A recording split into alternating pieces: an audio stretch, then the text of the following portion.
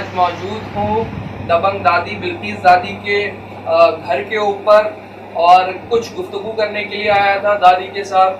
तो सबसे पहले दादी आपको मुबारक हो।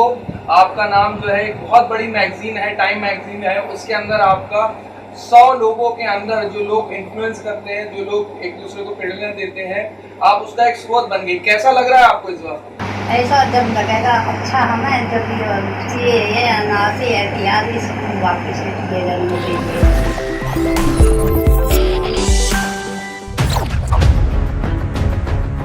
चलिए अब जरा इस तस्वीर को पहचानिए, फिर आपको इस तस्वीर की पूरी कहानी सुनाएंगे। पहचान तो गए होंगे आप, शाहीन बाग वाली बिल्किस दादी जो सीएए के खिलाफ शाहीन बाग की सड़क पर बैठी थी। हिंदुस्तान के लोकतंत्र को जिंदा रखने के लिए सर्दियों की कपकपाती रात में 82 साल की बिल्किस दादी देश की अखंडता और एकता को बचाने के लिए रात रात भर जाग रही थी। बता रही थी कि सियासत हिंदू मुस्लिम के खेल में सबको एक एक करके देश के बाहर कर देगी। उन 82 साल की बिल्किस दादी को दुनिया की सबसे मशहूर मैगजीन टाइम ने दुनिया के सबसे ताकतवर लोगों की फहरिस्त में जगह दी है। आपको पता है आपका नाम जो है मोदी जी के लिस्ट में बराबर के तौर पे लिया गया है, तो मोदी जी और गवर्नमेंट को कुछ संदेश देना चाहेंगे आप? ये देना चाहेंगे, हमने जन्म न दिया, हमारी बहन ने दिया, बेटा है मोदी जी हमारा। कैसा अपने बेटों को जन्म दिया, ऐसे ही मोदी को हमारी बहन ने जन्म दिया। हम तो ये चाहे हैं वापिस ले गए इसको।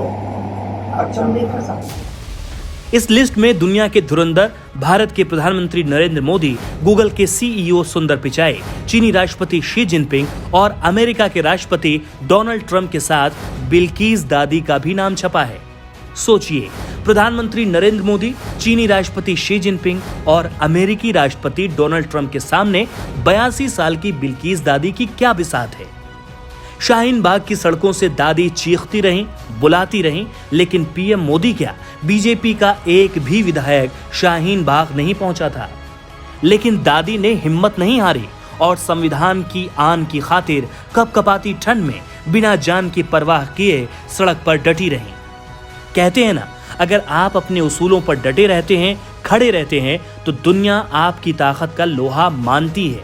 जैसे अंग्रेजों ने गांधी जी का माना था। अंग्रेज समझ गए थे कि महात्मा गांधी भारत को आजाद करके ही दम लेंगे। अब भारत को छोड़ना ही होगा।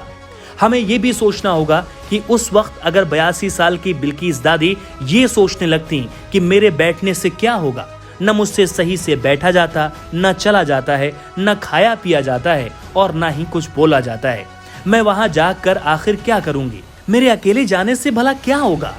इतनी ठंड में कैसे सड़क पर सारी सारी रात जाग पाऊंगी? तो भला आज दुनिया की सबसे प्रतिष्ठित मैगजीन 82 साल की बिल्किस दादी को दुनिया के ताकतवरों के साथ नहीं छापती। देश के नाम कोई संदेश देना चाहेंगी? हाँ, ऐसा हम पहले से रहते आए, ऐसे सारी चाहे।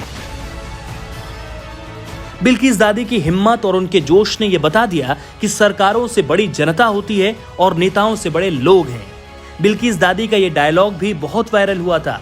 गृह मंत्री कहते हैं कि हम 1 इंच नहीं हटेंगे, तो मैं कहती हूं हम 1 बाल बराबर नहीं हटेंगे।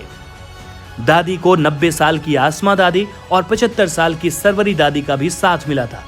तीनों दादियों की दबंग दादी के तौर पर कई विदेशी अखबारों में चर्चा हुई थी। टाइम मैगजीन ने दादी को आइकन कैटेगरी में जगह दी है। मतलब हम जिन बुजुर्गों की बातें फिजूल मानने लगते हैं, जिन्हें हम वृद्धा आश्रम में छोड़ आते हैं, जिनसे कोई बात करना गवारा नहीं करते, वो हमारे लोग दुनिया के लिए आइकन होते हैं।